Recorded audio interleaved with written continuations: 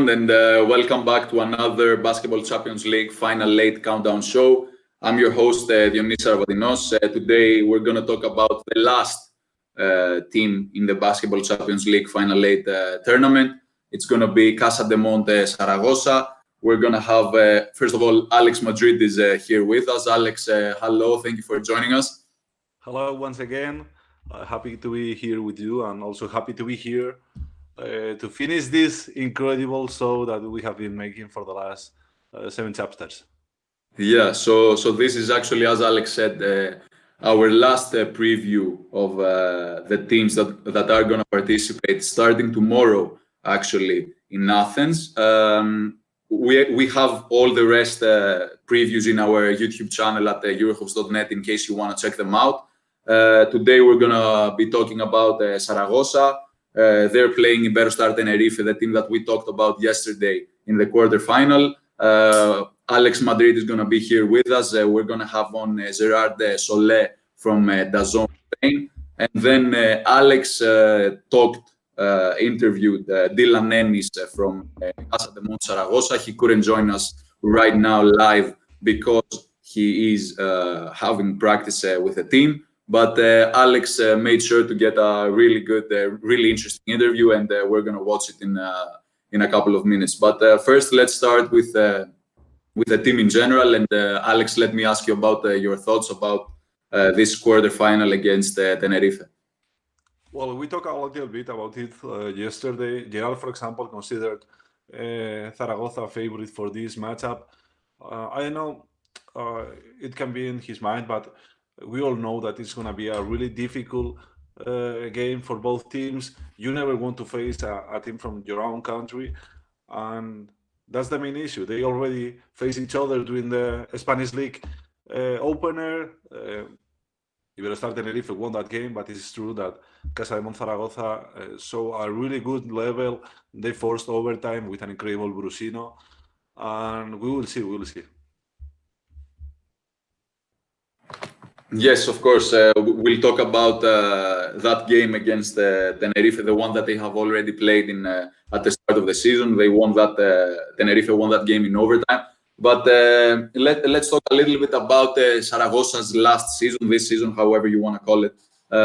Obviously, they finished the first in Group D, in the group stage of the Basketball Champions League competition. They had a 10-4 record. They swept Lithuanian side Lietkabelis in round of 16. They had 9 straight wins coming into the. They have actually 9 straight wins coming into the Basketball Champions League Final Late tournament. But I see them as having a team with many ups and downs, especially from last year and starting the season right now in Spain. But Alex, you know best. You cover Spanish basketball a lot. So do you agree with that? Do you feel that they have lots of ups and downs, and that will play a role in the tournament? Well, first of all, we have to consider that probably last season was one of the best seasons in their history. They were third in the Spanish league when all the coronavirus stuff started, and they were playing amazingly in the Basketball Champions League. We have to consider that first of all. Then we have to know that some important players for this team left the squad. There's Carlos Alocen, who probably is one of the best Spanish prospects in the country. They also will miss Fran Vázquez, who retired, and well, probably everyone knows Fran Vázquez's career. And also they changed their coach, so there's a lot of change for a team that comes from his best season to one that you don't really know what to expect. Yeah. Besides those 2 players that you mentioned and a few others, I think that besides the coaching change, everything else that you mentioned, they kept the core of the roster. I think that they made, obviously, like all teams, some changes in the off-season. They brought in Jason Thompson, who returned to the club. They brought in Sagapa Konate from the G League competition, from the Toronto Raptors affiliate in the G League. Who I think is a really interesting player to watch. We were talking about him off air. We were talking about his crazy preseason dunk in the Spanish preseason league. But I think that he can be one of the most interesting and exciting players to watch in the competition if he plays well and if he gets the time. Yes, because if we consider the backups that Zaragoza has, we see Konate and Javier Justiz, who was playing an outstanding season until he was injured. So consider that two facts. If they can reach a really high level from those players, this team will be difficult to beat. But we have to consider that probably Javier Justiz won't be at his best level. I don't even really know if he will play. So we have to check the start. Yeah, as I mentioned yesterday, and we didn't get to that quite a lot yesterday because we had a packed show. I was looking at the rebounding of the team last year. They were the second best rebounding team in the competition, while Tenerife struggled with rebounds. Do you feel that if the game is relatively close throughout the first 2-3 quarters, then it's anybody's game, and Zaragoza can actually pull the upset, given that Tenerife is on paper one of the teams to win it all? Well, I have to say that last season we were excited when they signed Jason Thompson, and former NBA player that comes to the team after the Javier Justiz injury. And he was a really good force for the team. But after 5 games, they shut down the season, and we couldn't really see him. Now he has the chance to be an important player in this core.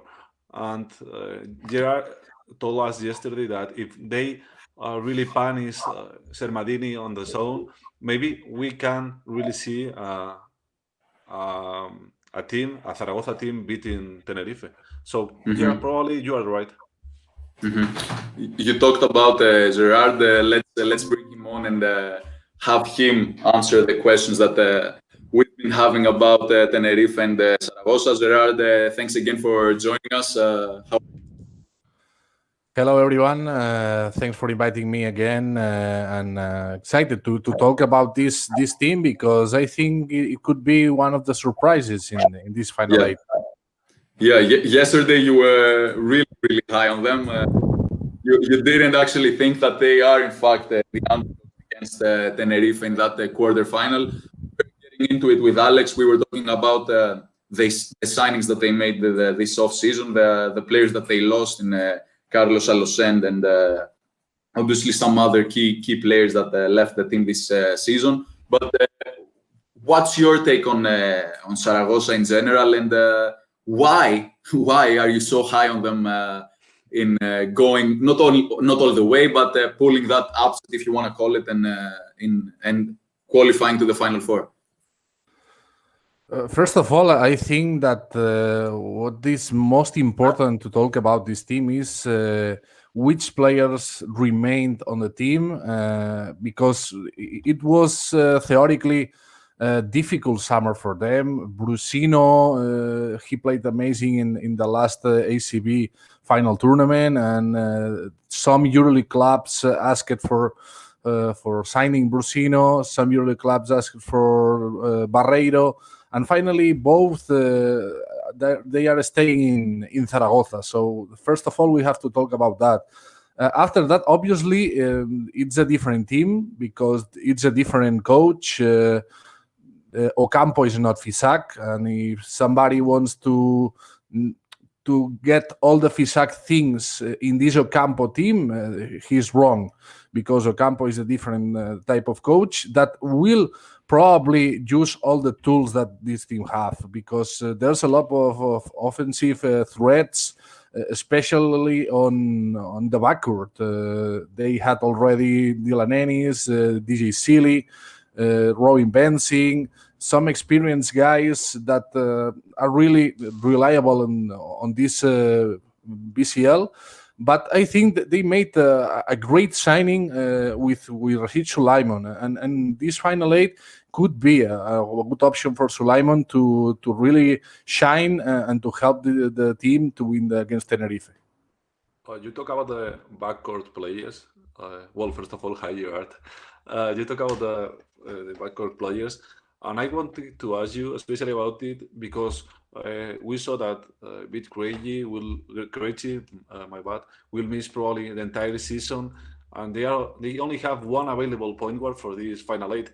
Uh, I already asked Dylan Ennis about it, but I want to know your opinion as well. Well, I think that what fits better in Ocampo style is to get a point guard that is not really a point guard, and that's in this case is Dylan Ennis, who is a very good scoring guard, and I think he fits in that system because for Ocampo, as he showed in Estudiantes or in Sevilla, the importance of that type of point guard is very very high because he needs a leader, and I think Dylan Ennis will be that leader. Obviously, they don't have probably the bench or the rotation that probably they wanted. Obviously, with the Krejci injury. But everybody thinks now in Zaragoza that they have to sign a veteran point guard, and I have to agree with that because for all the season, probably this team lacks that experience, that calm in the crucial moments. And now everybody is talking about Kino Colom from Valencia, who would be a very good signing for them, but obviously he will not be in the final eight. Yeah. Gerard, what did you make of the team in the preseason and the first three Spanish league games? I have the impression that they had some ups and downs during the year. During last year, they had some winning streaks, they had some losing streaks. What's your take on that? Now, probably they are not the regular or the consistent that they were in the last season because I think Fisak made an amazing job getting all the pieces to create some chemistry, but create also some identical style of playing because they played fast, they played with a lot of three-pointers. Now Ocampo is trying to get his philosophy on the game, but I think the team in this first season, this first week, they had too much ups and downs during the game. That happened also with in last game against Gran Canaria because they started the game really terrible. They were losing by 15 or more or less, and they got the comeback. Finally, they won by 20. So I think they need to fix that, especially on a short tournament like this Final Eight, because if the team has too much ups and downs, they are not a great contender for the title. Yesterday, you told us that it is important for Zaragoza to hurt Sermadini in the paint. Who do you see giving that step? It's difficult because everybody now is talking about Rick Vilinason, but I think he's too young and probably not too solid to be a real threat for Shermadini. I have to trust a lot on Jason Thompson, but he started the season terrible, especially in offense. But this type of player, he was an NBA player, so he has all the quality, he has all the level to be a great offensive threat for this team, especially against Tenerife. But what I think is probably Ocampo will try to play some mobile game more on the fast breaks, having a high tempo speed that allowing Tenerife to have that slow tempo, to play almost at 24 seconds. I think it's the option for Zaragoza to try to win against Tenerife, especially to try to defeat Shermadini. Mm-hmm. Is it like a second leg in the players' mentality going up against Tenerife? The fact that they lost that game in the Spanish League season opener in overtime. How do they view that game? And obviously, Dylan Ennis will answer that in a while in Alex's interview. But let me take on your take on that also. What I can tell you is that I were in Zaragoza preseason working for FIBA, and when they got the schedule released for ACB, all the Zaragoza staff was like, "Come on, man! How do you get that game before the final eight?" So the team was really not happy with that assignment, and coaches said, "Okay, let's try to focus on the final eight matchup, not that much on the ACB matchup, and probably we will see some different things because when I watch the game, I thought that probably Zaragoza was not very concerned about losing that game because they know that it's not the moment to show all our tools. And probably they are more focused on the final eight matchup than that ACB game. Finally, they lost in the overtime, so it was really close game. Consider the fact that you gave Zaragoza a favorite against Tenerife. What are your expectations for this team during the championship? I think it's a team who is very hungry right now. There's a lot of players who have played in different clubs, in different competitions, but they almost didn't win because which is the last title that Dylan Ennis won, or DJ Sealy won, or Rashid Sulaiman won, especially outside of Duke. I think it's a very hungry team, and that's the main factor to talk about them, about being a contender. But what I know is that they are really focused on trying to win the title. They know that they can, and after that, let's play. Tenerife will be a different, difficult opponent for them, obviously. But I think this Zaragoza team has all the tools to get that win, and after that, it will be a team that every day will be more and more dangerous because there's a lot of American players who gets hot really easy. It's not about Sulaiman who showed also on Duke. I told with Dylan Ennis, and is this type of championship player because he loves that type of tournaments, and I think he could be one of the main stars in the final eight. Mm-hmm. Gerard, I think that you have Zaragoza as your dark horse candidate to win it all. Am I wrong about that? Well, I have my concerns, obviously, also with Zaragoza. I think they are a good contender, but because it's my last turn here on Eurohoops, so I will cheer for Burgos. I think it's the most experienced, probably the most balanced team in all the Spanish teams. I have to cheer, obviously, for the Spanish teams. But I think it's a good option for Burgos to make history because it will be amazing for the city and for the club. One last question from me. You talked that a little bit. What are some of your concerns and weaknesses that you see in the team so far in the 3 games that they've played in the Spanish league? First of all, probably the inside the scoring, because Jason Thompson was not playing solid in these 3 games. Trivi Linason is not an offensive solid player.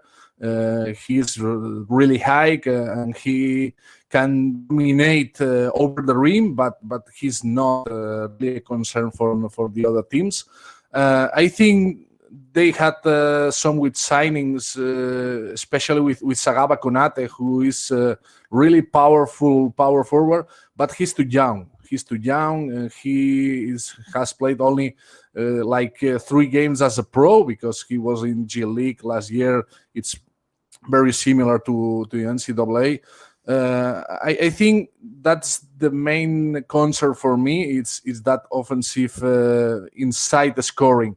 And probably they have to reduce a lot that's up and downs. If you start a crucial game like is Tenerife, or if they won if they win against them on the semifinals with a run of 0-15, probably you will lose that game. This is not the ACB. This is not preseason. It's a championship tournament, and I think they have to be really solid during the games to be a real contender for the title.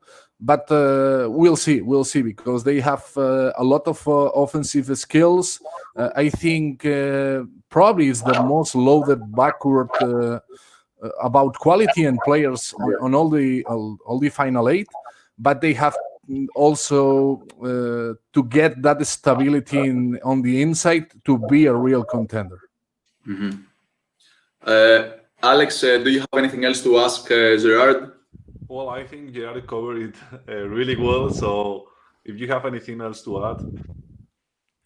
It was a pleasure, guys, to get here in this special show, and I'm thrilled to watch that final eight because I think it will be a great start of the season. It seems very very strange to start the season like with that type of tournament, but it will be amazing for all the fans, for all the clubs. Unfortunately, without fans in the arena, that would be amazing too. And that's all. I think we will have some days of great basketball. We have to enjoy that because we missed that a lot. Yeah. Gerard, let me thank you for joining us here in another show. We're gonna keep it going. We're gonna watch Alex's interview with Dylan Ennis. He couldn't be here with us, but Alex interviewed him 2 hours ago, so we're gonna watch it right now. Hi, Thank you so much. Who is now in Athens, where they are going to start the BCL Final 8. First of all, Dylan, how's everything? How's Athens? Oh, it's great. I look outside and sun's shining. It's a great city. I love it. I wish we could walk around and really see it, but I'm just happy to be here. Well, and also you are playing official games once again. How's that feeling? Yeah. Oh, it feels great. It beats just practicing and just being in the house because of quarantine. Obviously, I wish there was fans, but I'm just grateful that we get to compete against other teams, get to still travel right now, and with the craziness going in the world, basketball is there for us to have an outlet, and I'm glad we're able to keep playing. We can say that the Spanish people are lucky because we watch official games. Well, actually, 4 or 5 official games for each team. Okay. But at the same time, you're getting ready for the BCL Final 8. Yeah. Do you feel that you are lucky because you could play those official games? Yes, I think so. I've talked to a couple guys I know on other teams, and they weren't able to play any games. Some only 1 or 2 games that were preseason games. And for us to play official games, it's different. Preseason games. Obviously, you're going up against another team, referees. But the real games when things are on the line, it's a different feel. And I'm glad that we got those games. To get our jitters out, to get our nerves out. When we played Tenerife at their house, our first half was horrible because I think we were super excited to play. But now we got that excitement out, and I think we're ready to just play for business now. And how strange is being able to compete for probably the most important trophy of the season this early in the season? Yeah, it's tough because normally you go through the whole year. Your team, creates an identity. But so early in the year, even though we have a lot of guys back, it's still a new team, new field. We have a new coach. We added some new guys, and other teams have completely different teams. So it's definitely different. But I'm glad that we're able to finish out last year, close that chapter before we start the new year. Now you will be facing a familiar opponent in the quarterfinal. Last time you played against Iberostar Tenerife in the opener in the ACB, they beat you in overtime. Mm-hmm. What do you expect about them this time? They're such an experienced team. I know that they're not gonna think, we beat them once. We could beat them again. They're gonna come out hard, obviously, we've lost to them, so we're going to come out with extra fire. It's going to be a great game. I think, any team, has a chance to win. Hopefully, it's us at the end. But we're just going to go in there, play our game, and make sure that we give it our all. Well, yesterday we were talking with the Arsole, who also interviewed before the season, and in his opinion is that you are the favorites against Tenerife. But if we consider the opinion of most of the people, probably you are underdogs, not just against Tenerife, but in this competition. It is something that really bothers you, or? No, it doesn't bother me at all. I love being the underdog. I've been the underdog my whole life, and when you're an underdog, you have nothing to lose. So if people don't think we're going to beat Tenerife or win the tournament, it's going to be so much better if we do. They have a lot of teams have a lot of experience, have been here before, but we have passion and we have pride. And if you don't pick us to win, we're going to come out with a lot more fire. And what expectations do you have about yourselves during the quarterfinal? After all, you proved last season that you were the go-to guy on the team. Even you beat the buzzer once, and you made an incredible buzzer. Obviously, personally, I just want to win. I understand that teams now know who I am and they'll have a game plan for me. I've seen teams double team me off ball screens, deny me, but it's not about me. It's about the team. It feels great to know that teams fear what I could do, but if 5 other guys step up and we're able to win the game on their backs, I'll be happy. So as long as we win, that's cool with me. And how are they feeling with the new guys? Because some of them were with you during the last season, at least a couple of months. Yeah, that's the point of Jason Thompson. But how are they feeling? How do you see them? I think our team is great with meshing with the new guys. Rashid Suleiman, Jaime Fernandez, and even Jason Thompson, who only played 5 games. I think we're able to bring them into what we do. They're able to adjust really well. And, they just came and they want to win as well. There's nobody who wants just their individual stats. I think everybody just wants to win games. And, I think that's what is a winning team. Let's talk a little bit about you. It's the second time you're playing for Zaragoza after your first, we can say your first experience. Why is that special, Zaragoza? It's a home away from home for me. Obviously with all the teams I've played with, it's been great experiences, luckily.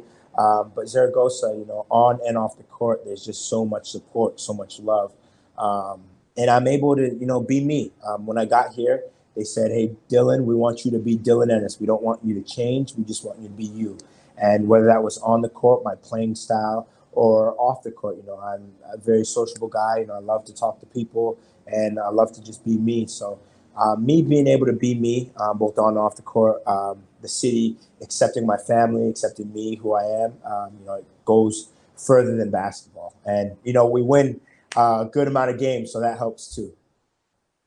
You weren't the only one that signed a contract extension this summer. Yeah. Also, many key players of your team did it. What players take into consideration while they are making a decision like, I'm gonna stay here?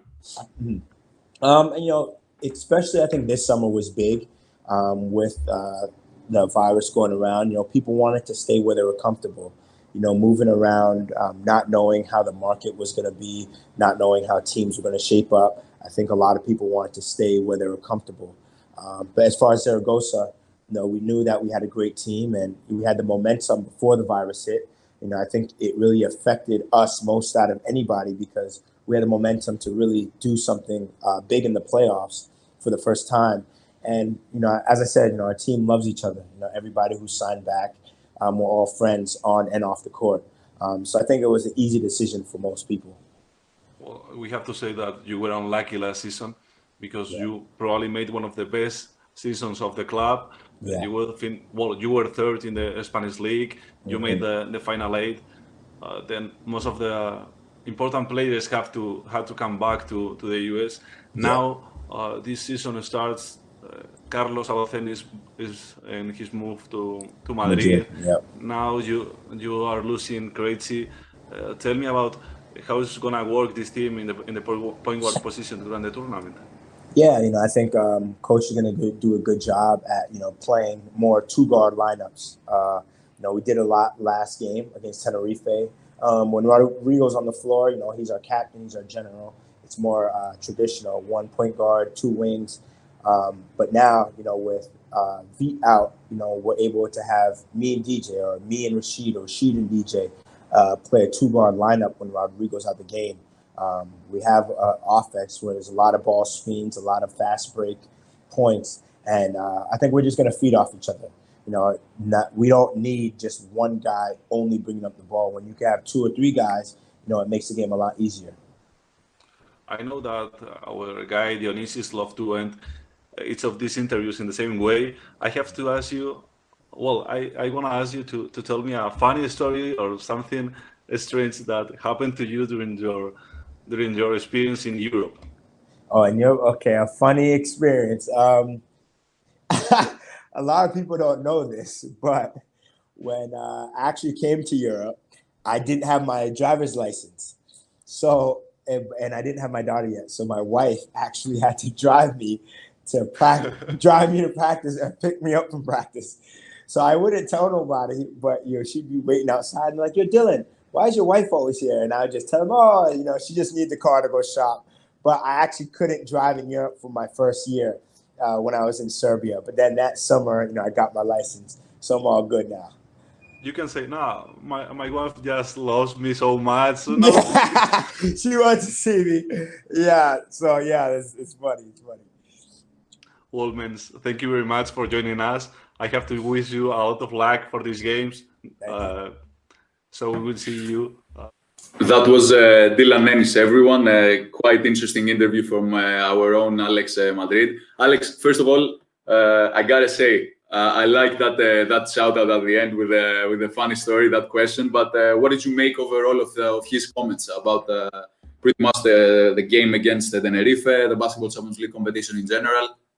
Well, I have to say the part I love the most, it was when he said that he loves to be the underdog, not only in the matchup against Tenerife, but also in the entire competition. As Jar told us, they could be a really dangerous team for this competition.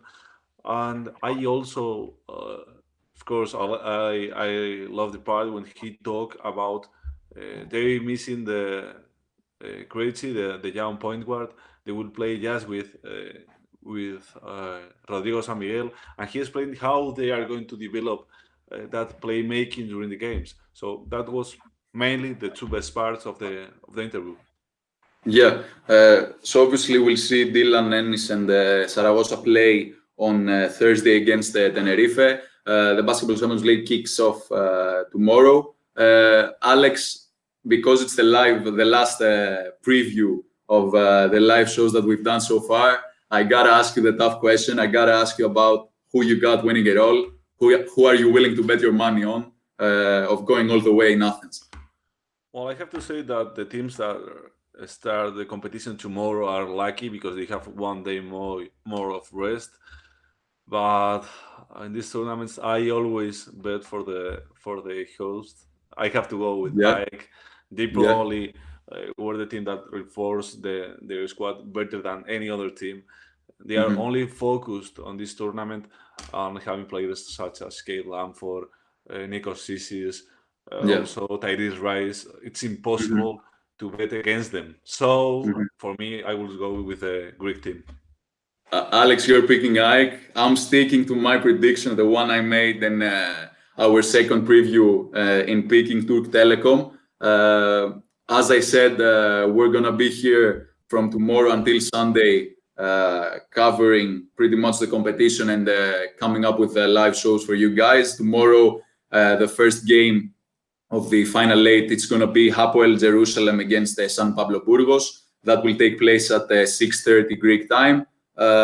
And obviously, last but not least, Turk Telekom is going up against Dijon in the second quarterfinal of the day, right after the first. And then obviously, Thursday, the other two quarterfinals will take place. So we're gonna be here. These were the 8 previews of the Basketball Champions League Final 8 tournament. All of them are in our YouTube channel. You can watch them all.